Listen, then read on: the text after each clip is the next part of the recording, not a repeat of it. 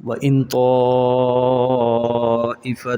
مِنَ الْمُؤْمِنِينَ اقْتَتَلُوا فَأَصْلِحُوا بَيْنَهُمَا فَإِن بَغَتْ إِحْدَاهُمَا عَلَى الْأُخْرَى فَقَاتِلُوا الَّتِي تَبْغِي حَتَّى تَفِيءَ إِلَى أَمْرِ اللَّهِ فَإِن فَاءَتْ فَأَصْلِحُوا بَيْنَهُمَا بِالْعَدْلِ وَأَقْسِطُوا إِنَّ اللَّهَ يُحِبُّ الْمُقْسِطِينَ انما المؤمنون اخوة فاصلحوا بين اخويكم واتقوا الله لعلكم ترحمون صدق اللہ العظیم۔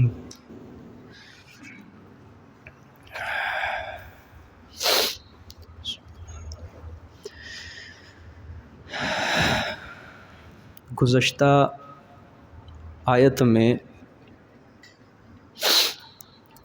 اللہ رب العزت نے تیسرا قانون بیان فرمایا، جس میں فرمایا کہ تمہیں اس بات کا بخوبی علم ہونا چاہیے کہ تم میں اللہ پاک کے رسول ہیں۔ اگر وہ تمہاری اطاعت کرنے لگ جائیں بہت سے معاملات میں لعنتم تو تم کس میں پڑ جاؤ گے؟ مشقت میں، تکلیف میں پڑ جاؤ گے۔ اللہ نے فرمایا وَلَٰكِنَّ اللَّهَ حَبَّبَ إِلَيْكُمُ الْإِيمَانَ، لیکن اللہ نے تمہارے دلوں میں ایمان کو محبوب کر دیا اور ایمان کو مزین اور خوبصورت کر دیا، اور کفر کی، فسق کی، عصیان کی نفرت اللہ پاک نے تمہارے دلوں کے اندر ڈال دی ہے۔ پھر اللہ نے فرمایا اولئک ھم الراشدون، یہ لوگ ہدایت یافتہ ہیں، نیک چال پر ہیں۔ فضلا من اللہ ونعمہ، اللہ نے فرمایا یہ اللہ کا فضل ہے، اس کا احسان ہے کہ اللہ نے تمہارے دلوں میں کیا ڈال دی ہے؟ ایمان کی محبت اور کفر کی نفرت ڈال دی ہے۔ یہ اللہ کا فضل ہے، اللہ کا احسان ہے، کیونکہ انسان کے لیے اللہ کی طرف سے سب سے بڑی رحمت اور فضل یہی ہوتا ہے کہ اللہ پاک اس کو ایمان قبول کرنے کی توفیق دیتے ہیں۔ ٹھیک ہے جی، یہی اللہ کا سب سے بڑا فضل ہوتا ہے۔ پھر فرمایا واللہ علیم حکیم، اور اللہ پاک جاننے والے ہیں، حکمت والے ہیں۔ اب جہاں سے آج کا سبق شروع ہو رہا ہے، یہاں سے اللہ پاک چوتھا قانون بیان کریں گے۔ ٹھیک ہے جی، چوتھا قانون اللہ پاک ذکر فرمائیں گے، اور بڑا عجیب ہے یہ، مسلمانوں کے درمیان اتحاد اور اتفاق کی فضا قائم کرنے کے لیے اللہ حکم دیں گے۔ ترجمہ دیکھیں، وَإِن طَائِفَتَانِ مِنَ الْمُؤْمِنِينَ اقْتَتَلُوا، اور اگر دو جماعتیں ایمان والوں سے، طائفتان تثنیہ ہے طائفتن کی، طائفتن مفرد ہوتا ہے، مطلب جماعت، طائفتان دو جماعتیں، اور اگر دو جماعتیں من المؤمنین ایمان والوں سے کیا ہو جائیں؟ لڑ پڑیں، وہ آپس میں۔ ٹھیک ہے جی، آپس میں ایمان والے مسلمان لڑ پڑیں، تو اب تیسرے فریق کا کیا کام ہے؟ فَأَصْلِحُوا بَيْنَهُمَا، پس ملاپ کرا دو درمیان ان دونوں کے، صلح کروا دو، درستی کروا دو، ملاپ کروا دو ان دونوں جماعتوں میں۔ یہ تیسرے فریق کو اللہ پاک حکم دے رہے۔ ٹھیک ہے، آگے فرمایا فَإِن بَغَتْ إِحْدَاهُمَا عَلَى الْأُخْرَى، پس اگر ان دونوں میں سے ایک جماعت بعد از کوشش اصلاح، بعد از کوشش اصلاح، ان دونوں میں سے ایک جماعت بغت کیا کرے؟ زیادتی کرے، سرکشی کرے۔ ٹھیک ہے، علی الاخری، دوسری جماعت پر، دوسری جماعت پر کیا کرے؟ زیادتی کرے۔ ٹھیک ہے، پھر اللہ پاک نے کیا حکم دیا ہے؟ فقاتلوا، پس لڑو تم، کیا کرو؟ لڑو تم، کس سے؟ التی تبغی، اس جماعت سے جو کیا کرتی ہے؟ زیادتی کرتی ہے۔ کب تک؟ حتی تفیء الی امر اللہ، یہاں تک کہ وہ واپس آ جائے طرف اللہ کے حکم کے۔ اللہ کا حکم سے مراد کیا ہے جی؟ ہاں، صلح۔ کیا ہے؟ صلح ہے۔ یہ اللہ پاک نے گویا حکم دیا ہے کہ دو مسلمان اگر آپس میں لڑ پڑیں تو اس میں کیا کروانی ہے؟ تیسرے فریق نے صلح کروانی ہے۔ صلح کا حکم اللہ دے رہے ہیں تو دوسری جماعت کو تب تک مسلمانوں نے سمجھاتے رہنا ہے، قتال کرتے رہنا ہے، لڑتے رہنا ہے اس سے، جب تک وہ اللہ کے حکم کی طرف کیا نہ ہو جائے، واپس نہ لوٹ آئے۔ اللہ اکبر۔ یہ دیکھیں اللہ پاک نے اب چوتھا قانون بیان فرمایا۔ کیا فرمانا چاہتے ہیں اللہ پاک؟ فرمایا کہ آپ صلی اللہ علیہ وآلہ وسلم کی اطاعت کے بعد پچھلے قانون میں یہی ذکر تھا نا کہ اللہ کے رسول کی تم نے اطاعت کرنی ہے، ٹھیک ہے۔ اب چوتھے قانون میں اللہ نے فرمایا اللہ کے رسول کی اطاعت کے بعد اب تمہارے ذمہ کیا لازم ہے؟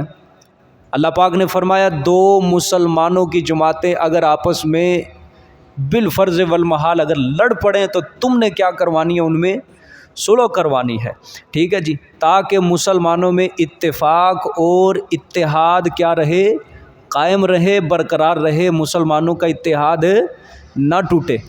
قرآن پاک نے بھی مسلمانوں کو بہت زیادہ اتفاق اور اتحاد کے اوپر زور دیا ہے۔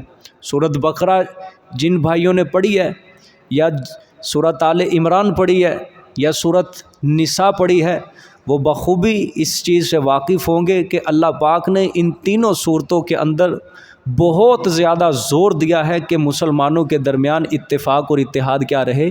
قائم رہے۔ سورۃ بقرہ کے 4 حصے تھے، ٹھیک ہے، اس میں ایک حصہ تھا امور انتظامیہ، ہے تھا کہ نہیں؟ یاد ہو کسی کو؟ امور انتظامیہ میں اللہ کیا ذکر کرتے ہیں؟ یہی چیزیں ذکر کرتے ہیں کہ معاشرے کی اصلاح ہونی چاہیے، مسلمانوں کے درمیان اتفاق اور اتحاد کی فضا کیا رہے؟ قائم رہے۔ توحید تھا وہاں پہ ایک مضمون، رسالت تھا دوسرا مضمون، تھا یہ جہاد فی سبیل اللہ، تیسرا مضمون تھا یہ انفاق فی سبیل اللہ، اور ان دونوں کو بیان کرتے کرتے اللہ پاک نے امور انتظامیہ بیان کیے ہیں۔ امور انتظامیہ یہی چیزیں تھیں، طلاق، نکاح، عدت یا ایسے ویسے مسائل، ادھار کے، لین دین کے، معاملات کے، یہ ساری چیزیں امور انتظامیہ کے اندر آ جاتی ہیں۔ مقصد اللہ کا بیان کرنے کا کیا تھا؟ تاکہ مسلمانوں کے درمیان اتحاد اور اتفاق کی فضا قائم رہے، مسلمانوں کے درمیان اتحاد نہ ٹوٹے۔ اسی طرح سورۃ النساء پوری کی پوری جو ہے وہ ساری کی ساری مسائل کے اوپر ہے، ٹھیک ہے۔ اس میں اللہ پاک نے وراثت کے مسائل بیان فرمائے ہیں، اللہ پاک نے حصے مقرر کیا وہاں پہ۔ وجہ کیا ہے؟ تاکہ مسلمانوں میں خاندانی اتحاد فضا قائم رہے۔ سمجھ آئیے کہ نہیں؟ اور اب اللہ پاک یہاں صاف سورۃ حجرات میں بیان فرما رہے ہیں کہ اگر مسلمانوں کی 2 جماعتیں آپس میں دست و گریبان ہو جائے تو تیسری جماعت کے اوپر فرض ہے، لازم ہے کہ وہ اپنی 2 مسلمان جماعتوں کے درمیان کیا کروائے گی؟ وہ صلح کروائے گی۔ لیکن یہاں تماشا دیکھا جاتا ہے، ٹھیک ہے کہ نہیں؟ یہاں کیا دیکھا جاتا ہے؟ تماشا دیکھا جاتا ہے، ویڈیو بنائی جاتی ہے، اور ہم ویڈیو بنا کے فیس بک کے اوپر ڈالیں گے، ہمیں لائک ملیں گے، لوگ اچھے اچھے کمنٹس دیں گے، ٹھیک ہے کہ نہیں؟ لوگ یہاں یہ کرتے ہیں، بدبختیاں لوگوں کی ہے، ٹھیک ہے جی۔ اب دیکھیں اللہ فرما رہے ہیں کہ اگر مسلمانوں کی 2 جماعتیں لڑائی جھگڑے میں کیا ہو جائیں؟ ملوث ہو جائیں، من المؤمنین اللہ پاک نے یہاں کہا ہے ایمان والوں سے، ٹھیک ہے۔ یہ اللہ پاک مسلمانوں کو دکھا رہے ہیں کہ دیکھو تمہارے دیندار بھائی لڑے ہیں، کوئی دوسری کافر قوم نہیں لڑی، کوئی مشرک قوم نہیں لڑی، کوئی یہود و نصارہ آپس میں نہیں لڑے، بلکہ کون لڑے ہیں؟ تمہارے بھائی، تمہارے دیندار جن میں اشتراک فی الدین ہے تمہارا آپس میں، ان کا بھی دین ایک ہے، تمہارا بھی دین ایک ہے، وہ دونوں لڑ پڑے ہیں۔ اب تمہارے ذمے ہے کہ تم اپنے بھائیوں میں کیا کرواؤ؟ صلح کرواؤ۔ پھر اللہ پاک نے فرمایا فَإِن بَغَتْ إِحْدَاهُمَا عَلَى الْأُخْرَى، اللہ نے فرمایا اگر دونوں جماعتوں میں سے ایک جماعت کیا کرے؟ نصیحت قبول کرنے سے انکار کرتی ہے۔ کیا کرتی ہے؟ یہ زیادتی کا معنی ہے نا، کہ اب تیسری مسلمان کی جماعت اب دونوں کو سمجھا رہی ہے۔ ایک جماعت نے سمجھ لیا ٹھیک ہے جی ہم صلح کے اوپر آمادہ ہیں، دوسری جو جماعت ہے وہ کیا کرتی ہے؟ سرکشی کرتی ہے، زیادتی کرتی ہے، وہ نصیحت قبول کرنے سے انکار کر رہی ہے کہ نا جی نا ہم نہیں صلح کریں گے، ہم یہ ہیں، ہم فلاں ہیں، صلح پر آمادہ ہی نہیں ہوتے، بلکہ ناحق زیادتی کے اوپر اتر آتے ہیں کہ نہیں جی ہم بدلہ لیں گے، ہم یہ کریں گے، فلاں کریں گے، ہم ان کے بندے ماریں گے. ٹھیک ہے، اللہ پاک نے اب کیا حکم دیا ہے؟ فقاتلوا اللاتی تبغی. اس جماعت کے ساتھ اب کیا کرنا ہے؟ کیونکہ یہ کیا ہے؟ باغی جماعت ہے. یہ جماعت کون سی ہے؟ یہ باغی جماعت بن چکی ہے. یہ مسلمانوں کے اتحاد کو توڑنا چاہتی ہے، یہ مسلمانوں کے اتفاق کو ختم کرنا چاہتی ہے. یہ فسادی جماعت ہے. اللہ پاک نے فرمایا اب تم نے اس کے ساتھ کیا کرنا ہے؟ قتال کرنا ہے، لڑنا ہے. کب تک لڑنا ہے؟ اللہ نے مدت بھی بیان کر دی، حتی تفیء الی امر اللہ، یہاں تک کہ وہ اللہ کے حکم کی طرف لوٹ آئے. اب یہاں پہ مفسرین نے کچھ مسائل ذکر کیے ہیں. ایک ہے اعلیٰ سطح ہے، ایک ہے نچلی سطح. اعلیٰ سطح ہم تبھی کہیں گے کہ جب ہمارا قانون اسلامی ہو، خلافت کا خلافت کی حکومت ہو، خلافت والی بادشاہت نہ ہو، صدارت وزیر اعظم یہ نہ ہو. ٹھیک ہے، ایک امیر مسلمانوں کا ہو. کون ہو؟ ایک امیر مسلمانوں کا ہو، مسلمانوں کا بڑا امیر خلیفہ ہو، اس کے ماتحت سب مسلمان ہو. اس کے لیے اب کیا حکم ہے کہ اگر اس کے ماتحت مسلمانوں کی دو جماعتیں ایسی ہیں جو لڑ پڑی ہیں، اب امیر کے ذمے ہے کہ وہ ان کے درمیان کیا کروائے گا؟ دونوں جماعتوں میں صلح کروائے گا. ٹھیک ہے، صلح ہو جائے تو بہت اچھی بات ہے. اگر دونوں جماعتیں صلح کرنے کے لیے ان میں سے ایک جماعت تیار ہوگی، دوسری جماعت تیار نہیں ہے، ٹھیک ہے، اب اس کے اوپر بغاوت کا مقدمہ کیا کر دیا جائے گا؟ عائد کر دیا جائے گا. یہ امام المسلمین جو ہے اس کو کیا ہوگا؟ شریعت کی طرف سے اجازت ہوگی کہ وہ اس باغی جماعت کے اوپر بغاوت کا مقدمہ کیا کر دے گا؟ دائر کر دے گا، باغی قرار دے دے گا کہ یہ مسلمانوں کے درمیان اتفاق اور اتحاد نہیں چاہتے. اب ان کے ساتھ باغیوں والا معاملہ کیا جائے گا. اس کی پھر مختلف تفصیلات ہیں فقہ کی کتابوں میں کہ ان کے ساتھ معاملہ کیا کیا جائے. اس جماعت کا سارا مال مول جتنے بھی ہیں، بچے ہیں، عورتیں ہیں، سب کو قیدی کر لیا جائے گا، محبوس کر لیا جائے گا. ٹھیک ہے، لیکن جو ان کا مال محبوس کیا گیا ہے وہ مال غنیمت شمار نہیں ہوگا کیونکہ مسلمان ہیں. اور جو بچے اور عورتیں ان کی قید کیے گئے ہیں وہ بھی غلام اور لونڈیاں شمار نہیں ہوں گی، بلکہ ان کو قید رکھا جائے گا اس وقت تک جب تک کہ اس قوم کے بڑے بڑے سردار، بڑے بڑے جو جنگجو ہیں، بڑے بڑے لوگ ہیں، وہ توبہ نہیں کر لیتے اپنی حرکت سے. وہی چیز حتی تفیء الی امر اللہ. سمجھ آئیے کہ نہیں؟ یہ شریعت ہے ہماری کہ اللہ پاک مسلمانوں میں ایک اتحاد کی فضا کو قائم رکھنے کے لیے کہاں تک اجازت دے رہے ہیں کہ لڑنا ہے اس سے. ٹھیک ہے، تو اب کیا تفصیلات ہے آگے اس کی کہ اس جماعت کو کیا کر لینا ہے؟ قید کر لینا ہے، جیل میں بند کر دو جو صلح کے اوپر آمادہ نہیں ہے. ان کے بچوں کو، ان کی عورتوں کو کیا کر لو؟ قید کر لو. ٹھیک ہے، اور اسی طرح ان کا مال جو ہے وہ بھی محبوس کر لو، ایک جگہ رکھ دو، اور ان کو اس وقت تک قید رکھو جب تک وہ توبہ نہیں کر لیتے. کس چیز سے؟ کہ بابا ہم اس دوسری مسلمان جو ہماری جماعت ہے، ہم اس سے لڑائی جھگڑا کیا کر دیتے ہیں؟ بند کر دیتے ہیں، اور ہم ان کے اوپر صلح کے اوپر کیا ہے؟ آمادہ ہیں. جب تک وہ اس بات کے اوپر نہیں آتے، توبہ نہیں کرتے، تب تک ان کو کیا رکھا جائے گا؟ قید ہی رکھا جائے گا. سمجھ آ گئی جی بات؟ یہ اعلیٰ سطح ہے. زیادہ تر مسائل تو یہیں پہ بیان کیے جاتے ہیں، لیکن یہاں پہ انفرادی سطح جو ہے، نچلی سطح ہے جو، ٹھیک ہے، محلے داری ہے یا عام گھریلو معاملات ہیں یا دوست احباب ہیں یا کسی سوسائٹی کے اندر دو بندے جھگڑ پڑے ہیں یا کسی کلاس کے اندر دو بندے جھگڑ پکڑے، وہاں پہ بھی مفسرین نے اس کے تحت بھی یہاں پہ بڑے بڑے مسائل بیان کیے ہیں. احادیث ہیں بے شمار اس کے اوپر جو دو مسلمانوں کے درمیان صلح کروا دیتا ہے. ٹھیک ہے، بہرحال اللہ پاک کیا فرماتے ہیں کہ اگر ان دونوں میں سے ایک جماعت دوسری کے اوپر کیا کرتی ہے؟ سرکشی کرتی ہے. پہلے تو اللہ نے حکم دیا فَأَصْلِحُوا بَيْنَهُمَا، تو تم ان دونوں جماعتوں کے درمیان کیا کراؤ گے؟ صلح کرواؤ گے. یہ تیسرے فریق کو حکم ہے. اگر وہ تیسرا فریق نہیں یہ کام کرے گا تو وہ اللہ کی نظروں میں گناہ گار ہے، کیونکہ یہ کیا ہے؟ اللہ کی طرف سے حکم ہے. کیا ہے؟ یہ کوئی مستحب نہیں ہے کہ جس کو کہہ لو کہ صلح کروا دو تو ٹھیک ہے، نہیں کرواؤ تو کوئی گناہ نہیں ہے، بلکہ یہ حکم ہے اللہ پاک کی طرف سے، فَأَصْلِحُوا امر ہے، ٹھیک ہے، کہ صلح تمہیں کروانی پڑے گی ان دونوں کے درمیان۔ مثال کے طور پہ اگر کوئی کسی سوسائٹی کے اندر کوئی بڑا ہے، کسی کے پاس عہدہ ہے، اگر اس کے ماتحت کام کرنے والے وہ آپس میں جھگڑ پڑے ہیں، تو وہ جو بڑا عہدے دار ہے اس کے اوپر لازم ہوگا کہ وہ اپنے ماتحت ملازمین کے اندر، نوکروں کے اندر کیا کروائے گا؟ صلح کروائے گا، ٹھیک ہے کہ نہیں؟ اگر کوئی ماسٹر ہے، کسی کلاس کو پڑھا رہا ہے، اگر اس کے شاگرد آپس کے اندر لڑ پڑے ہیں تو پھر وہ اپنے شاگردوں کے اندر کیا کروائے گا؟ صلح کروائے گا۔ یہ انفرادی سطح کے اوپر بھی یہ حکم ہے۔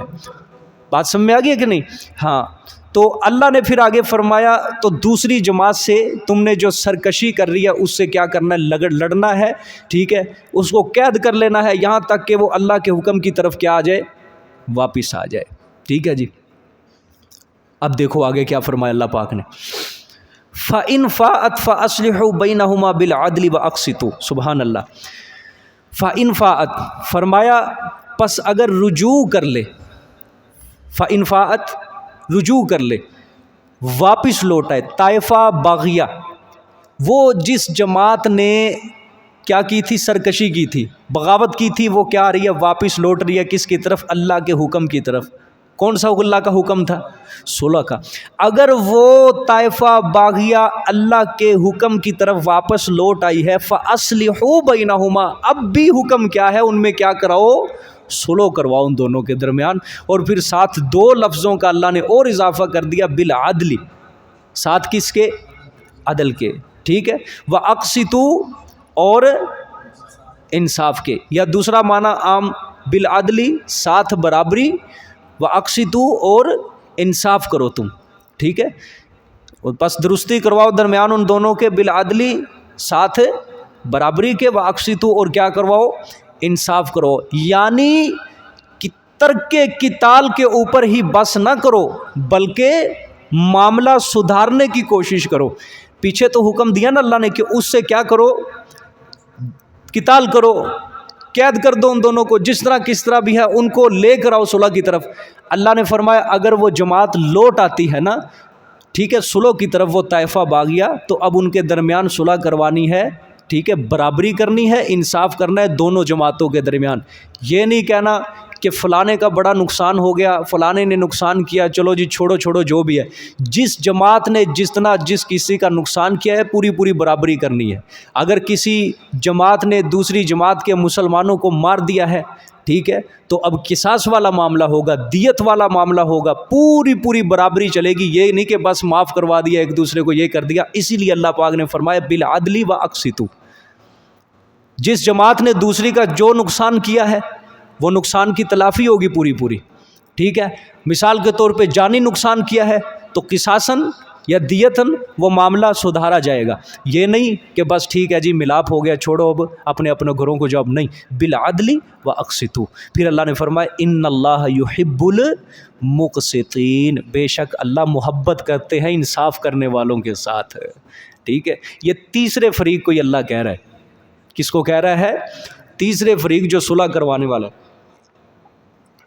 آج کل جو صلح کروانے والے ہوتے ہیں نا ہمارے معاشرے میں، یہ بھی تماش بین ہوتے ہیں، پورا چسکا لیتے ہیں درمیان میں۔ سنیے تو صحیح، دعا دی گلاں کم کی ہے انہاں دے، اندر تک وہ ان کے بھید لیتے ہیں، اس کو بھی سنتے ہیں ادھر بھی سنتے ہیں، ٹھیک ہے، اور خود اپنے آپ کو وہ کیا کہہ رہے ہوتے ہیں؟ ہم معاشرے میں بہت بڑے لوگ ہیں، دیکھو جی ہم دونوں فریقوں کو آپس میں کیا کر رہے ہیں؟ جوڑنے کی کوشش کر رہے ہیں۔ وہ سارا ان کا دکھلاوا ہوتا ہے، ٹھیک ہے، لوگوں کو بتا رہے ہوتے ہیں انہاں جدی جھگڑا چل رہا بڑا، تے میں انہاں جو صلح کرانا رہا، تسی دعا کراؤ، بس میں صلح کروا دا۔ مقصد کیا ہوتا ہے اس کا؟ پورے کا پورا دکھلاوا ہوتا ہے، ٹھیک ہے، لوگوں کو بتاتے پھرتے ہیں۔ اب اس کا مقصد جو ہے وہ صلح کروانا نہیں ہے، بلکہ وہ مقصد کیا ہے؟ لوگوں کو بتا رہا ہے کہ دیکھو، اصل میں ہمارے لوگوں کو سرداری کا بڑا شوق ہے، حکم چلانے کا بڑا شوق ہے، بڑا بننے کا بڑا شوق ہے، کہ میں بڑا، میری عزت، میری پھونفاں ہو، میں یہ میں وہ۔ ہمارے لوگوں کو یہ بڑے ایک بہت بری عادت ہے، یہ اللہ رسول کے لیے کام نہیں کرتے، ٹھیک ہے. اب یہ آیت کے اندر اللہ پاک نے تیسرے فرقے کو عاجز ہونے کا کہا ہے. وہ عاجزی اختیار نہیں کریں گے, وہ اللہ رسول کی نہیں مانیں گے, وہ معاشرے کے اندر خود بڑا ہونا چاہتے ہیں کہ دیکھو جی ہم نے فیصلہ کیا, ہم نے بڑا اچھا کام کیا, ہم نے دو فریقوں کو آپس میں ملوا دیا, یہ ہو گیا وہ ہو گیا, تو ہم بڑے بن گئے, چودھری بن گئے. بالکل. میری ایک بات یاد رکھنا, یہ تیسرا فریق جو ہوتا ہے نا, میری مائیں بہنیں بھی میری مخاطب ہیں, آپ بھی میرے مخاطب ہیں, یہاں ایک بات یاد کر لو میری, صلح کروانے والا خالصتاً اللہ رسول کی رضا کے لیے اگر صلح کروائے دونوں فریقوں میں, تو وہ دونوں فریق آپس میں ملیں گے بھی, ٹھیک ہے, آپس میں وہ ملیں گے بھی, اتفاق اور اتحاد بھی ہو جائے گا, اور دوسرا کام اللہ کی طرف سے یہ ہوگا دوبارہ ان کے اندر کبھی پھوٹ نہیں ہوگی, کبھی لڑائی نہیں ہوگی. یہ اللہ صلح کروانے والے کے دل کی کیفیت کے اوپر وہ فیصلہ کر دیں گے دونوں فریقوں میں. ان دونوں کے درمیان اللہ پاک اس طرح ملاق پروائیں گے کہ پرانا جو کھاتا ان کا ہے وہ سارا اللہ پاک ختم کر دیں گے, دلوں کے اندر جو کھوٹ ہے دونوں فریقوں کے وہ بھی ختم ہو جائے گی, اور آئندہ کے لیے کبھی پھوٹ بھی نہیں پڑے گی. اور اگر صلح کروانے والا جو ہے وہی بے ایمان ہے, اس کا دل وہ دکھلاوا چاہتا ہے, وہ بس تماش بین بنا بیٹھا ہے, وہ بس دونوں فریقوں کی بات سن کے چسکا لینا مقصود ہے اس کا, ٹھیک ہے, تو اگر ملاپ ہو بھی گیا, پہلی بات نہیں ہوگا, وہ آگ اور بھڑکتی جائے گی اور بھڑکتی جائے گی. اگر ہو بھی گیا 2 3 4 5 ہفتے ڈیڑھ بعد پھر ان دونوں فریقوں میں آپس میں لڑائی ہوگی. وجہ کیا ہے؟ بنیاد ہی گندی تھی. بنیاد کیا تھی؟ گندی تھی. بنیاد کے اندر ہی غلاظت بھری گئی ہے, نجاست بھری گئی ہے. جو فریق, جو بندہ صلح کروانے والا تھا وہی اندر سے کیا تھا؟ کھوٹا تھا, وہی اندر سے نفاق پرست تھا, اس لیے اللہ پاک نے ان دونوں کے دل بھی نہیں ملائے.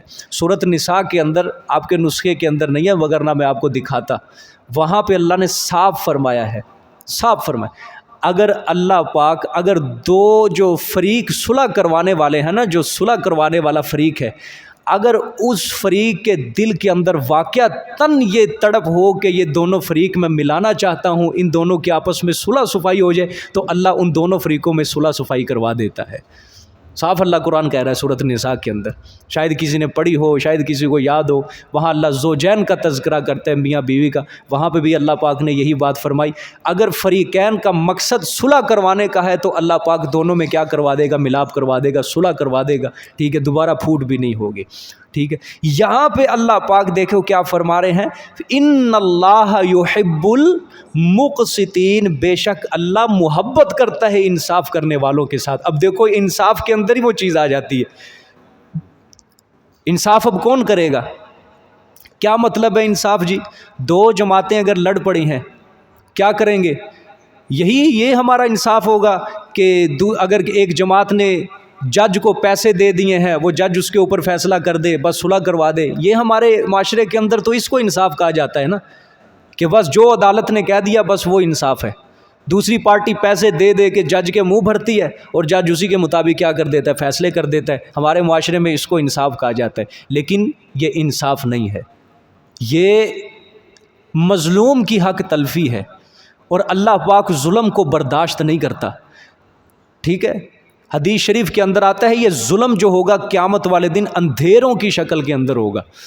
الظلم ظلمات یوم القیامہ, ظلم قیامت کے دن اندھیروں کی شکل میں ہو. کیا مطلب ہے؟ کہ یہ نہیں کام آئے گا, یہ وہاں چمکے گا نہیں. اگر کسی نے کسی کے حق تلفی کر دی, ظلم کر دیا, یہ قیامت والے دن اندھیروں کی شکل میں ہوگا, انسان کو پکڑ کے جہنم کے اندر پھینکے گا جا کے. ہم ذرا غور کریں, ہم معاشرے میں ایک دوسرے کے اوپر ہم انفرادی سطح پہ کتنی حق تلفیاں کرتے ہیں, کتنا ظلم کرتے ہیں. دیکھو بھائی, جو بھی گناہ ہے نا اس کو ظلم ہی کہا جاتا ہے. ظلم کسے کہتے ہیں؟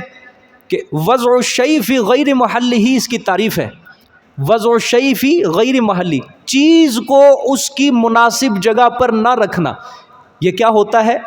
ظلم ہوتا ہے. مثال کے طور پہ کوئی انسان اللہ معاف کرے جھوٹ بولتا ہے, اب وہ دیکھو اس کو اس کی مناسب جگہ پہ نہیں رکھتا. ٹھیک ہے, کوئی بہتان لگاتا ہے, تہمت لگاتا ہے, زنا کرتا ہے, سود کھاتا ہے, رشوت یہ سارا اس کو مناسب جگہ کے اوپر نہیں رکھ رہا بلکہ غلط جگہ، پیسہ ہے غلط جگہ گناہوں والے کاموں میں استعمال کر رہا ہے۔ کیا مطلب ہے کہ وہ پیسے کی جو اصل جگہ ہے لگانے کی وہاں نہیں لگا رہا بلکہ غیر مناسب جگہ کے اوپر لگا رہا ہے۔ تو ہر گناہ کیا ہوتا ہے؟ ظلم ہوتا ہے۔ کسی کی حق تلفی کرنا ظلم ہوتا ہے، کسی کا حق مارنا ظلم ہوتا ہے۔ یہ دنیا کی حد تک ہے، یہ بلکہ دنیا کیا آپ کی زندگی کی حد تک ہے، آخری سانس تک ہے۔ ابھی تو یہ ایک خواب ہے، خواب، ابھی تو یہ ہم سب لوگ کیا دے رہے ہیں؟ امتحان دے رہے ہیں، امتحان۔ لیکن اس کا جو اصل رزلٹ آنا ہے، نتیجہ نکلنا ہے، وہ جب یہ آنکھیں بند ہو جائیں گی، اصل جہان اگلا شروع ہونا ہے۔ سمجھ آئیے؟ اصل جہان اگلا شروع ہونا ہے، وہاں پہ جو ہم نے دنیا کے اندر عمل کیے ہوں گے اللہ پاک وہاں پہ دکھائے گا۔ آج تو لوگ کسی کے ساتھ برا کر کے دل میں برا محسوس نہیں کرتے بلکہ دل میں اچھا محسوس کرتے ہیں۔ آگے کہتے ہیں چنگا ہویا ہلے تیرنا کٹ ہوئی آ تو شکر کر، نہیں تو میں تیرنا ہور کرنا سی، اس طرح لوگ کہتے ہیں۔ ٹھیک ہے، یہاں تو کسی کے ساتھ برائی کر کے اپنے دل میں اچھائی محسوس کرتے ہیں، لیکن جب قبر کے اندر جائیں گے اللہ سارے اعمال دکھائے گا، وہاں سب حیران ہو جائیں گے۔ وہاں کس نے آنا بچانے کے لیے؟ کوئی صدر آئے گا، وزیر اعظم آئے گا، کوئی تعلق چلے گا، کوئی رشوت چلے گی، وہاں کوئی پیسہ نہیں، کفن کی کوئی جیب نہیں ہے، قبر میں کوئی تجوری بھی نہیں ہوتی، کوئی پیسہ نہیں ہے، وہاں پہ کوئی سونا چاندی نہیں ہوگا، وہاں صرف عمل چلیں گے۔ سمجھ آئے گی جی؟ تو انصاف جو کروانے والے ہیں نا، انصاف، اب یہاں پہ یہی بات ہے، انصاف کیا ہو؟ دونوں فریقوں کی سنی جائے، اس کے مطابق فیصلہ کیا جائے۔ غلطیاں مانی بھی جاتی ہیں، غلطیاں منوائی بھی جاتی ہیں، پھر انصاف ہوتے ہیں۔ یہ نہیں کہ ایک کوئی غلط کہہ دو دوسری کو غلط نہ کہو۔ بھائی پنجابی میں ہے نا سیانے کہندے تالی دوویں ہاتھ دی وجدی، ٹھیک ہے، جدو تالی دوویں ہاتھ دی وجدی تے دوویں تیراں نو سامنے بٹھاؤ، دوواں فریقاں دی گل سنو، دوویں تیراں دی گل سنو، پھر فیصلے کرو۔ اور یہ بالکل بہت سخت منع فرمایا ہماری شریعت نے، ایک فریق کی بات سن کے کوئی فیصلہ دے دے۔ آپ میری بات یہ یاد رکھنا، آپ کا کوئی قریبی جتنا مرضی دوست ہو، آپ کو اس کے اوپر بڑا اعتماد ہے، اگر وہ آپ کو آ کے کسی کے خلاف بات سناتا ہے کہ بھئی فلانے نے میرے سے بڑی زیادتی کی، فلانے نے میرے سے یہ کیا، آپ کیا کریں گے کہ میرا جی قریبی دوست ہے لہٰذا یہ ٹھیک ہے اور جس نے اس کے ساتھ ظلم کیا وہ غلط ہے؟ نہیں، آپ نے یہ سوچ کے فیصلہ نہیں کرنا، بلکہ آپ نے دونوں فریقوں کی بات سننی ہے۔ آپ نے ذہن میں یہ رکھنا ہے کہ میں نے ایک فریق کی سنی ہے، دوسرے فریق کی سنوں گا تب فیصلہ کروں گا۔ یہ پچھلی آیت کے اندر اللہ نے کیا فرمایا کہ فوراً ہی فیصلے نہ کر دیا کرو، فیصلے کر کے بعد میں کیا ہوگی؟ شرمندگی ہوگی، پشیمانی ہوگی۔ یہ اللہ کا قرآن ہمیں زندگی جینے کے کیا بتا رہا ہے؟ اصول بتا رہا ہے، طریقے بتا رہا ہے۔ سمجھ آ گئی؟ یہ انسانیت کا درس دے رہا ہے ہمیں قرآن پاک۔ بات سمجھ میں آ گئی ہے جی؟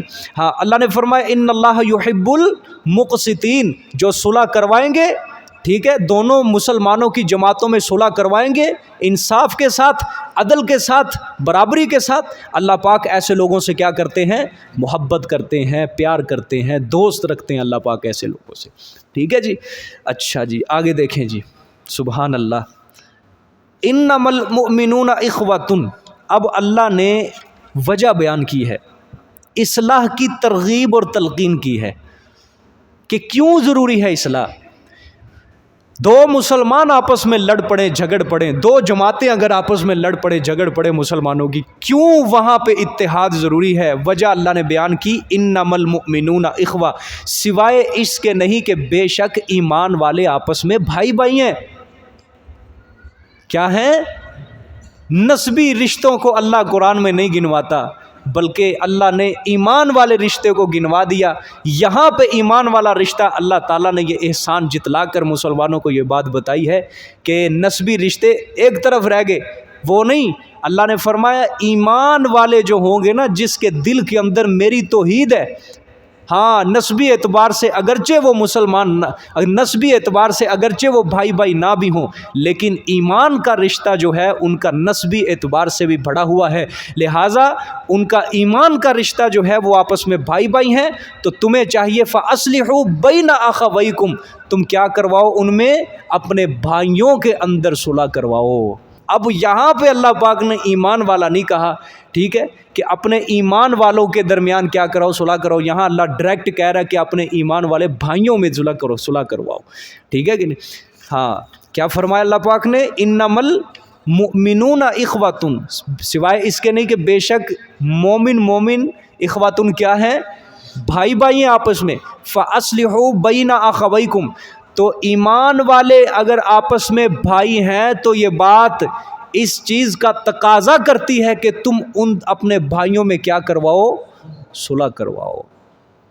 لیکن ہم مسلمان کہتے ہیں نہ، یہ میرا بھائی نہیں ہے. آج تو یہی فضا قائم ہے نا ہر طرف. ہمسائے کو ہمسائے کا نہیں پتہ، کوئی مر جائے 10 سال 20 سال اگر کوئی رہ کے چلا جائے، اس کے نام کا نہیں پتہ ہوتا. کوئی ایڈریس پوچھ لے آگے کہ بھئی فلانے نام کا بندہ ہے کوئی، اسے نہیں پتہ نہیں. اگرچہ اس کے پڑوس کے اندر، وہ اس کی بغل کے اندر 20 سال سے زندگی گزار رہا، لیکن اس کو اس کا پتہ ہے. دیہاتوں کے اندر چلے جاؤ نا، دیہاتوں کے اندر ہر کسی کو دوسرے کا پتہ ہوتا ہے کہ فلانا بندہ ہے، فلانی جگہ رہتا ہے. حتیٰ کہ پوری فیملی کے بارے میں پتہ ہوتا ہے، وہ دے انے منڈے، انیاں کڑیاں، انے ویائے گے، انے نہیں ویائے گے. سارا پتہ ہوتا ہے ان کو. ٹھیک ہے، اور اتنے دنوں سے رہ رہے ہیں، حتیٰ کہ ان کے آباء و اجداد تک کا بھی پتہ ہوتا ہے. انہاں دے دادے فلانے وقت اتھے آئے سی، انہاں دے دادے بھی اتھے مرے، انہاں دے پردادے بھی ادھر دی قبراں بھی تھیاں، آخری بچے تک ان کو پتہ ہوتا ہے دیہات میں. لیکن شہروں کے اندر یہ ہے ہی نہیں. ایک ماحول ہو کہ بھی ہر جگہ کیا ہے؟ ویرانی ہے. انسانیت کی آبادی ہو کر بھی ارد گرد ہمیں کیا نظر آتی ہے؟ ویرانی ہی ویرانی نظر آتی ہے. محبت نہیں ہے، پیار نہیں ہے، سلوک نہیں ہے، بھائی چارہ نہیں ہے. ہر کوئی ایک دوسرے کو کاٹنے کے اوپر پڑا ہوا ہے کہ میں اس کو بس مار دوں، اس کو کاٹ لوں، اس کو لوٹ لوں، یہ کر لوں، وہ کر لوں. ہر کسی کے دل کے اندر یہی ہے کہ بس اس کو میں لے لوں، اس کو یہ کر دوں، وہ کر دوں. بس ہر کوئی اپنا سوچ رہے، کسی کا کوئی احساس نہیں کرتا، کسی کے دل میں کسی دوسرے کا غم نہیں ہے، کوئی رنج نہیں ہے. ہر کسی کو اپنی ہی اپنی پڑی ہوئی ہے. آج اللہ کا قرآن کتنا پیارا ہمیں درس دے رہا ہے. اللہ نے فرمایا کہ تم آپس میں کیا ہو؟ بھائی بھائی ہو. اور ہمارے سیاستدان ہمیں کیا پڑھاتے ہیں؟ ہندو مسلم بھائی بھائی ہیں. ٹھیک ہے، ہمارے سیاستدانوں نے پاکستان کی اعلیٰ سطح کے اوپر کھڑے ہو کے کیا کہا؟ قادیانی پاکستان کا سرمایہ ہے. ہاں، یہاں تک بھی باتیں کہی ہیں، قادیانی پاکستان کا سرمایہ ہے. سرمایہ پتہ کسے کہتے ہیں؟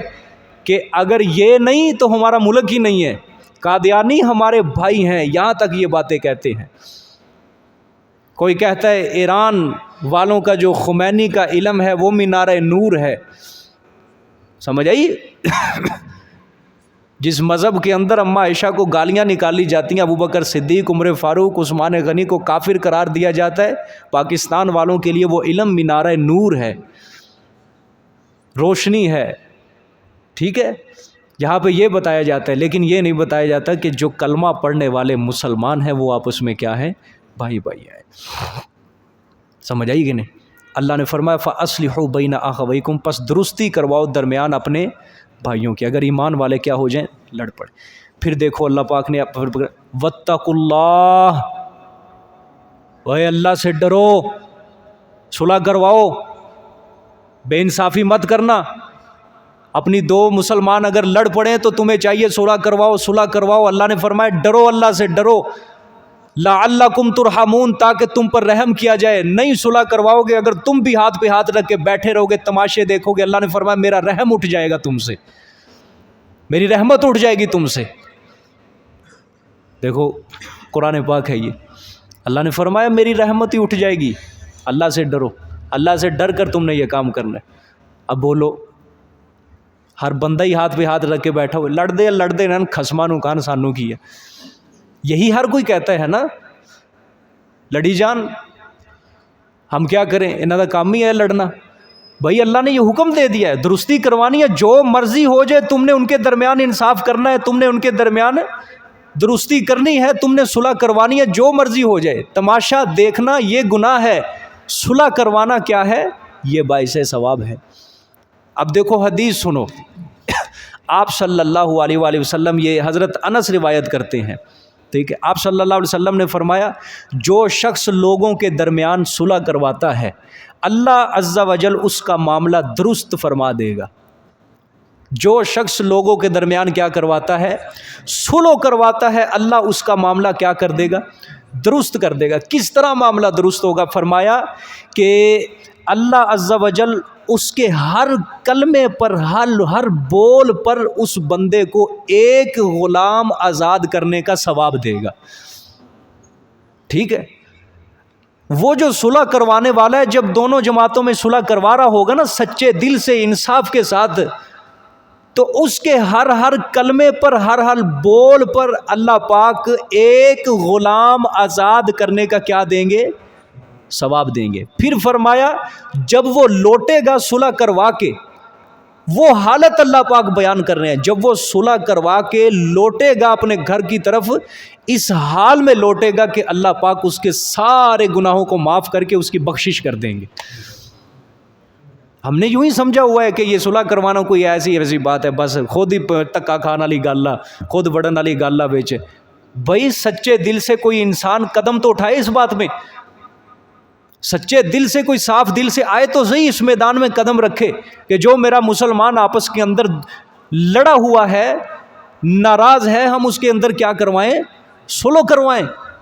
کوئی سچے دل سے صاف دل سے اس میدان میں قدم رکھے, دیکھو اللہ کتنی عزتیں دیتا ہے اس کو.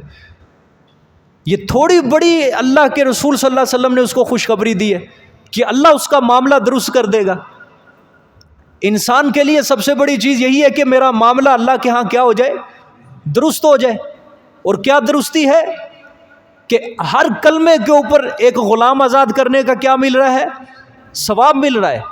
اور دوسرا جب وہ صلح کروا کے اپنے گھر کی طرف لوٹے گا پھر کیا اس کو ہوگا, اللہ اس کے سارے گناہوں کو معاف کر کے اللہ پاک اس کے لیے ہمیشہ کے لیے کیا لکھ دیں گے, بخشش اور مغفرت لکھ دیں گے. سمجھ آئی ایک حدیث.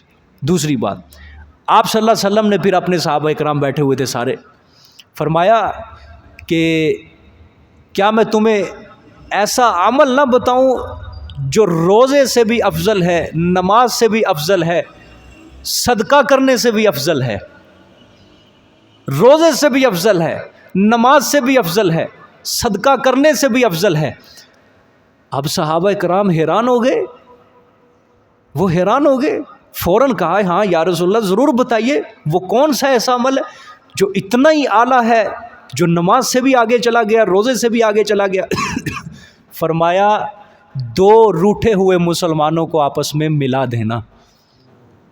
دو روٹھے ہوئے مسلمانوں کو آپس میں ملا دینا. پھر اللہ کے رسول نے فرمایا کیونکہ روٹھنے والوں میں ہونے والا فساد جو ہے وہ خیر کو کاٹ دیتا ہے. روٹھنے والوں میں ہونے والا فساد کس کو کاٹ دیتا ہے, خیر کو کاٹ دیتا ہے. نہیں سمجھ آئی ابھی؟ دو بندوں کی لڑائی ہوتے ہوتے ایک پوری جماعت کی لڑائی ہو جاتی ہے. وہ نہیں سمجھ آئی؟ جہاں مرضی دیکھ لو آپ, جہاں مرضی دیکھ لو, دو بندوں کی لڑائی ہوتے ہوتے وہ پوری دو جماعتوں کی لڑائی بن جاتی ہے. اب وہاں وہ فساد وہ خیر کو کیا کر رہا ہے, ختم ہو رہی ہے, وہ خیر کو کاٹتا جا رہا ہے. اب دیکھو دو بندے آپس میں لڑ پڑے ہیں, وہ معاملہ تھوڑا سا اور ہائی لائٹ ہوگا اور بڑھے گا. ایک بندہ اس کے ساتھ ملے گا, ایک بندہ اس کے ساتھ ملے گا, پھر تھوڑا سا اور ابھرے گا, دوسرا بندہ پھر, تیسرا ادھر, چوتھا ادھر, پانچواں ادھر. یہ اب جماعت بنتی جا رہی ہے, دونوں ایک پوری فریق بنتے جا رہے ہیں. اب یہ جو روٹھنے والوں میں جو فساد ہے یہ خیر کو اب کیا کر رہا ہے, اسی طرح گروپ بنتے ہیں. اس طرح کیا بنتے ہیں, گروپ بنتے ہیں. پھر آپس میں وہ دست و گریبان ہوتے ہیں, پھر قتل و قتال ہوتا ہے, پھر وہاں فساد اور خون ریزی ہوتی ہے. یعنی دو بندے جہاں پہ آپس میں لڑ پڑے ہیں فوراً ان میں صلح کروا دو. آنے والے وقت میں ارد گرد والوں کے لیے بھی کیا بن جائے گا, مسئلہ بن جائے گا. کیونکہ خیر کو وہ فساد کیا کر رہا ہے, کاٹتا جا رہا ہے. دیکھا نہیں آپ نے, بعض بندے ایسے ہی رگڑے جاتے ہیں, ٹھیک ہے, لڑتا کوئی اور ہے اور تیسرا بندہ بیچ میں رگڑا جاتا ہے. وہ بھی حیران ہو جاتا ہے یار میرا قصور نہیں, مینوں کیوں بیچ رگڑ رہے ہو, مینوں سائڈ تے کڈو تسی. لیکن پھر بھی وہی بیچ میں مارا جاتا ہے. وجہ کیا ہے؟ تماشا دیکھ رہے ہیں سب, فساد ہوتے مزے لے رہے ہیں سارے, وہ بھی بیچ میں کیا ہو رہا ہے, گھسیٹا جا رہا ہے. تو اس لیے اصلاح کرواؤ, توڑ نہیں کروانا. تبلیغی جماعت والا کیا کہتے ہیں؟ جوڑ کرو توڑ نہ کرو. ٹھیک ہے کہ نہیں؟ ایک اور حدیث ہے, آپ صلی اللہ علیہ وسلم حضرت انس رضی اللہ تعالیٰ عنہ غالباً بیان کرتے ہیں, بڑی پیاری حدیث ہے. آپ صلی اللہ علیہ وسلم ایک بار بیٹھے ہوئے تھے, صحابہ اکرام بھی تشریف فرمائے. اچانک آپ صلی اللہ علیہ وسلم ہنس پڑے, تبسم فرمایا.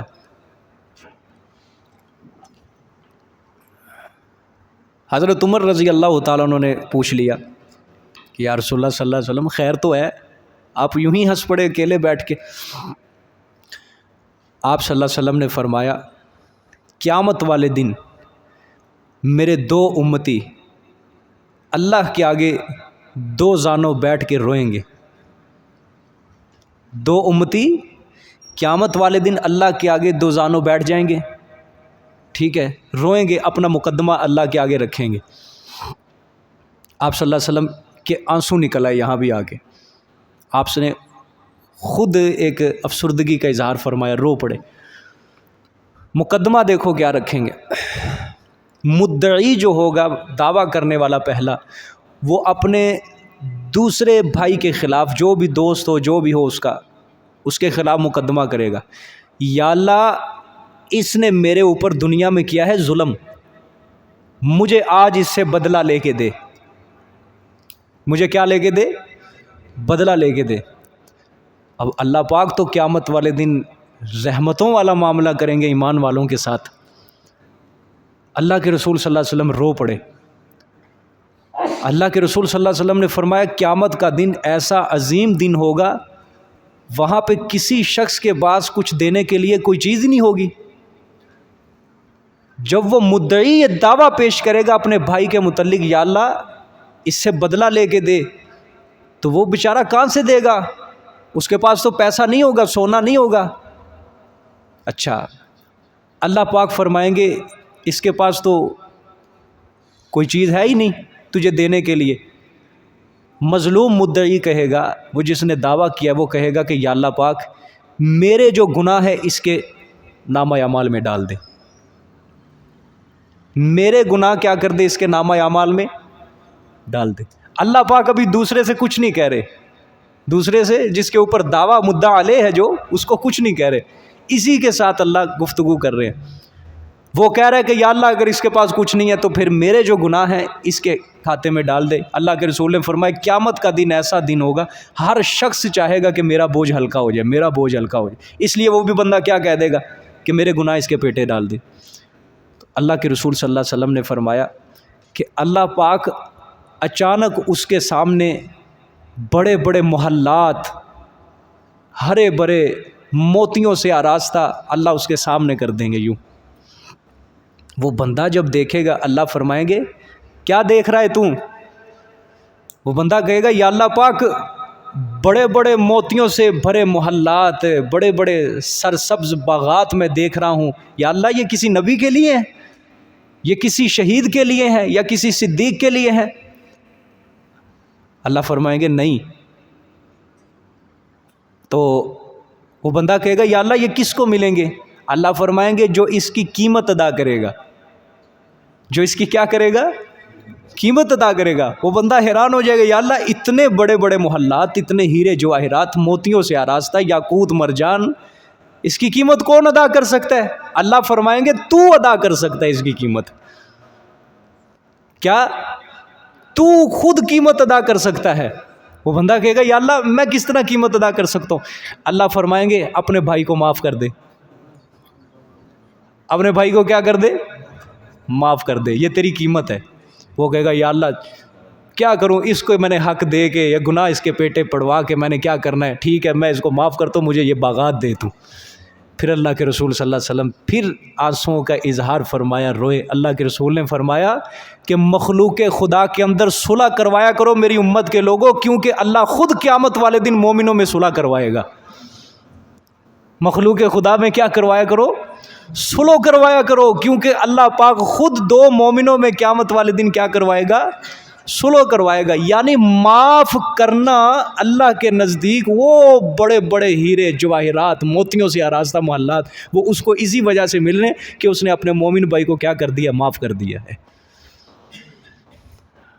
یہ معاف کرنے کی جو صفت ہے یہ ظرف والوں کو اللہ پاک عطا کرتا ہے، ہر کسی کو ظرف یہ اللہ نہیں دیتا، وگرنہ لوگ سمجھتے ہیں میں بدلہ لوں گا یہ میرا ظرف ہے، وہ ظرف نہیں ہے، وہ تیری کمزوری ہے، وہ بزدلی ہے۔ جو کہتا ہے نا نہیں میں بدلہ لوں گا تو وہ اس کا طاقت نہیں ہے، وہ طاقت شمار نہیں کی جاتی، وہ اس کی بزدلی ہے، وہ اس کی کمزوری ہے۔ وہ اسی کمزوری کے اندر رگڑتا اسی کمزوری میں رہتا کمزور ہو جائے گا، مر جائے گا وہ اس کے اندر۔ لیکن جو معاف کرتا ہے وہی اصل بہادر ہوتا ہے۔ حضرت عمر رضی اللہ تعالیٰ نے فرمایا کہ جو جھکتا ہے نا، جو جھکتا ہے اصل اللہ اسی کو اونچا کرتے ہیں۔ حدیث ہے نا من تواضع للہ رفعہ اللہ، جو شخص اللہ کے لیے تواضع اختیار کرتا ہے اللہ اس کو کیا کرتے ہیں؟ رفعہ اللہ، اللہ اس کو اونچا کرتے ہیں۔ ہمارے لوگ دنیا میں رہتے ہوئے سمجھتے ہیں کہ میں نے اس کو معاف نہیں کرنا، بس میں بڑا ہوں، لوگ مجھے کیا کہیں گے، لوگ مجھے کیا کہیں گے، لہٰذا میں معاف نہیں کروں گا، میں بدلہ لوں گا، لوگ مجھے بڑا سمجھیں گے۔ لوگ جو مرضی سمجھیں، اللہ تجھے کیا سمجھے گا؟ یہ بھی تو دیکھو، اللہ کی نظروں میں تم کیا ہو؟ حقیر ہو، اللہ کی نظروں میں تم گر چکے ہو۔ قرآن پاک کیا کہتا ہے؟ معاف کرنا کیا ہے؟ یہ افضل ہے، معاف کرنا بہتر ہے۔ آپ صلی اللہ علیہ وسلم کا آپ کو ایک واقعہ سناتا ہوں۔ حبار بن اسود رضی اللہ تعالیٰ عنہ غزوہ بدر کے اندر آپ صلی اللہ علیہ وسلم کے داماد تھے، ابھی مسلمان نہیں ہوئے تھے، ابو العاص رضی اللہ تعالیٰ عنہ نام تھا ان کا۔ آپ کے سب سے بڑے داماد یہ ہیں، حضرت زینب کے شوہر۔ یہ غزوہ بدر کے قیدیوں میں آئے، فدیہ دے کے جب چھوڑا گیا نا، فدیہ دے کے جب چھوڑا گیا، ان سے فدیہ لیا گیا۔ حضرت زینب نے اپنا ہار اتار کے اپنے خامند کو فدیہ میں چھڑانے کے لیے ہار بھیجا مکہ سے مدینہ۔ ابو العاص نے ہار پیش کیا آپ صلی اللہ علیہ وسلم کو۔ آپ صلی اللہ علیہ وسلم نے وہ ہار جب دیکھا آپ کی آنکھوں میں آنسو آ گئے۔ اصل میں وہ ہار جو تھا حضرت بی بی خدیجہ رضی اللہ تعالیٰ عنہا نے حضرت زینب کو جہیز میں دیا ہوا تھا۔ آپ صلی اللہ علیہ وسلم نے جب وہ ہار دیکھا آپ کو رونا آ گیا۔ آپ نے اپنے صحابہ سے کہا کہ اگر تم ابو العاص کو بغیر فدیے کے میری خاطر معاف کر دو، کر سکتے ہو؟ صحابہ نے کہا یا رسول اللہ یہ کون سی بات ہے، آپ ہار بھی واپس کریں اور ہم بغیر فدیے کے معاف کر دیں گے۔ کیونکہ ماں اپنی بیٹی کو جہیز میں وہی چیز دیتی ہے جو خود سنبھال کے رکھتی ہے۔ بی بی خدیجہ نے اپنی سب سے بڑی بیٹی کے لیے پتہ نہیں وہ ہار کتنے دنوں سے سنبھال کے رکھا ہوا تھا اور اپنی بڑی بیٹی کو جہیز میں دیا، لیکن آپ صلی اللہ علیہ وسلم کو کیا ہو گیا؟ فوراً پتہ چل گیا کہ یہ خدیجہ۔ خیر یہ الگ واقعہ ہے۔ آپ نے ابو العاص کو اس شرط پر چھوڑا کہ تو واپس جا، میری بیٹی کو مدینے بھیج، پھر میں چھوڑوں گا۔ اس نے کہا مجھے شرط منظور ہے۔ یہ گئے وہاں سے۔ بی بی زینب کو جب مکہ سے روانہ ہونے لگیں، 2-3 بندے ساتھ اور تھے، ایک کافر تھا بہت بڑا، حبار بن اسود اس کا نام تھا۔ وہ رستے میں آ کے، بی بی زینب حمل سے تھیں، حمل تھا ان کا، پیٹ میں بچہ تھا، اس نے آ کے بی بی زینب کے پیٹ میں خنجر مارا۔ ٹھیک ہے، شاید کسی نے تم میں سے یہ واقعہ نہیں سنا ہے۔ خنجر مارا، اسی زخم کی وجہ سے بی بی زینب کی شہادت ہوئی ہے۔ شاید لوگ چھپاتے ہیں یہ باتیں کہ آپ صلی اللہ علیہ وسلم کی سب سے بڑی بیٹی جو ہے وہ شہادت کے مرتبے کے اوپر فائز ہوئی ہے، اسی خنجر کی وجہ سے ان کا یہ زخم تازہ ہوا تھا مرتے وقت، اسی زخم کی وجہ سے ان کی موت ہوئی ہے۔ اچھا، یہ آ گئی، خیر زندہ رہی تھی کافی دیر تک یہ بعد میں. تو اس نے جب خنجر مارے تو ابھی بھی زینب پہنچی. جب مکہ فتح ہوا 8 ہجری کو، مکہ جب فتح ہوا، یہ حبار بن اسود آپ صلی اللہ علیہ وسلم کے سامنے آیا، یہی قاتل زینب، آپ کی بیٹی کا قاتل. اس نے کہا یا رسول اللہ صلی اللہ علیہ وسلم میں اسلام قبول کرتا ہوں سچے دل سے. اس نے کلمہ پڑھ لیا، سچے دل سے مسلمان ہو گیا. آپ صلی اللہ علیہ وسلم نے اس کو بھی معاف کر دیا تھا. کوئی کرتا ہے بیٹی کے قاتل کو معاف؟ اس کو بھی کیا کر دیا تھا؟ معاف کر دیا. اس سے بھی اپنی بیٹی کا بدلہ نہیں لیا تھا، کیونکہ پیغمبر دنیا میں اپنی دنیا کے الجھے معاملات سلجھانے کے لیے نہیں آتا. پیغمبر دنیا میں صرف اور صرف اللہ کے دین کو پھیلانے کے لیے آتا ہے. وہ دنیا میں اپنے بدلے پورے کرنے کے لیے نہیں آتا. پیغمبر دنیا میں صرف انسانیت کے اصلاح کے لیے آتا ہے.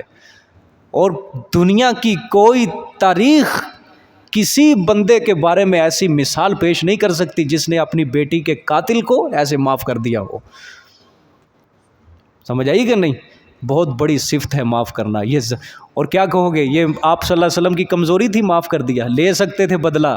ہاں 10,000 کی جمعیت لے کر آئے تھے، مکہ فتح کر لیا تھا. صحابہ تھے اب آپ صلی اللہ علیہ وسلم کے ساتھ، کافر سب کے سب مغلوب ہو چکے تھے. لے سکتے تھے بدلہ، طاقت تھی، قوت تھی، سب کچھ تھا. فاتح بن کے مکہ میں داخل ہوئے. لیکن جب مکہ میں داخل ہوئے تھے، بادشاہوں کی طرح نہیں، بادشاہوں کی طرح نہیں کہ اس کے پاؤں میں پھول پتیاں بچھائی جا رہی ہوں، اس کے استقبال کے لیے دف بجایا جا رہا ہو، ڈھول بجائے جا رہے ہو، بلکہ عاجز انسان کی طرح اللہ سے ڈرتے ہوئے پھر آپ صلی اللہ علیہ وسلم مکہ مکرمہ میں داخل ہوئے تھے.